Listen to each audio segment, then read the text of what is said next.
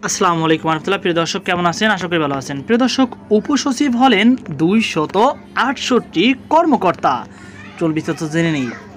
প্রিয় দর্শক, প্রশাসন সিনিয়র সহকারী সচিব থেকে উপসচিব পদে পদোন্নতি পেয়েছেন 268 জন কর্মকর্তা। বৃহস্পতিবার 28 আগস্ট এই পদোন্নতি দিয়ে জনপ্রশাসন মন্ত্রণালয় থেকে প্রজ্ঞাপন জারি করা হয়েছে। পদোন্নতি প্রাপ্তদের মধ্যে বিদেশে বিভিন্ন দূতাবাস ও মিশনে থাকা 6 জন সিনিয়র সহকারী সচিব পদমর্যাদার কর্মকর্তা রয়েছেন।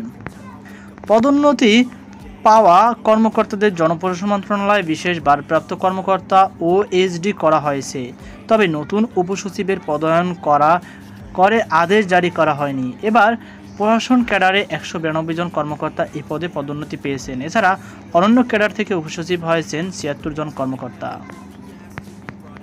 সিনিয়র সহকারী সচিব থেকে উপসচিব পদের পদোন্নতির ক্ষেত্রে মূল বিবেচ্য ছিল বিবিএস 30তম ব্যাচ। এছাড়া এর আগের পদোন্নতি বঞ্চিত বিভিন্ন ব্যাচের কর্মকর্তারা উপসচিব পদে পদোন্নতির তালিকা এসেছে বলে জনপ্রশাসন মন্ত্রণালয় থেকে জানা গেছে। প্রশাসনে উপসচিব পদে এমনিতেই নিয়মিত পদের চেয়ে বেশি সংখ্যক কর্মকর্তা রয়েছেন। পদোন্নতিপ্রাপ্তদের অনেকেই আগের পদে ইনসিটু কাজ করতে হবে। পদোন্নতির পর উপসচিব পদে মোট কর্মকর্তার সংখ্যা হলো 1669 জন। সহকারী উপসচিব, যোগ্য উপসচিব, অতিরিক্ত সচিব ও সচিব পদে পদোন্নতি বিধিমালা 2002 অনুযায়ী উপসচিব পদে পদোন্নতির ক্ষেত্রে 75% প্রশাসন ক্যাডারের কর্মকর্তাদের ও 25% অন্য ক্যাডারের কর্মকর্তা বিবেচনায় নিতে হবে।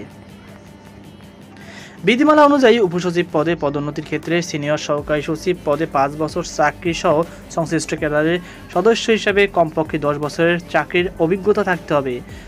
মূল্যায়ন নম্বরে বেঞ্চমার্ক অন্তত 83 পেতে হবে। প্রজ্ঞাপনে জানানো হয়েছে, পদোন্নতির আদেশ উল্লেখিত কর্মস্থল থেকে কোনো কর্মকর্তার দপ্তর অথবা কর্মস্থল ইতিমধ্যে পরিবর্তন হলে কর্মরত দপ্তরের নাম অথবা ঠিকানা উল্লেখ করে তিনি যোগদানপত্র দাখিল করবেন। পরবর্তী কোনো কর্মকর্তার বিরুদ্ধে কোনো বিরূপ বা ভিন্নরূপ তথ্য পাওয়া গেলে তার ক্ষেত্রে এই আদেশের প্রয়োজনীয় সংশোধন বা বাতিল করার অধিকার কর্তৃপক্ষ সংরক্ষণ করে বলে প্রজ্ঞাপন জানানো হয়েছে। এতে আরও বলা হয়েছে, উপসচিব পদে পদোন্নতি প্রাপ্ত কর্মকর্তারা তাদের যোগদানপত্র সরাসরি জনপ্রশাসন মন্ত্রণালয় সিনিয়র সচিব বরাবর বা অনলাইন ইমেল SALMOPA.gov.bd দাখিল করতে পারবেন। বিদেশ থাকা পদোন্নতি প্রাপ্তদের বিষয়ে প্রজ্ঞাপনে বলা হয়েছে, জনপ্রশাসন মন্ত্রণালয় 2024 সালের 24শে মার্চের আদেশ অনুযায়ী সংশ্লিষ্ট প্রশাসনিক মন্ত্রণালয়ের কর্মকর্তার পেশন পদের বেতন স্কেল উন্নীত করে আদেশ জারি করবে।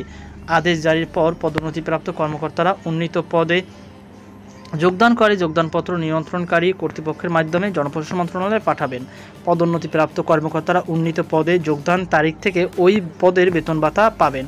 তো প্রিয় দর্শক, আশা করি আপনারা বুঝতে পেরেছেন। তো এই ছিল আমাদের সর্বশেষ আপডেট। সকল আল্লাহ হাফেজ।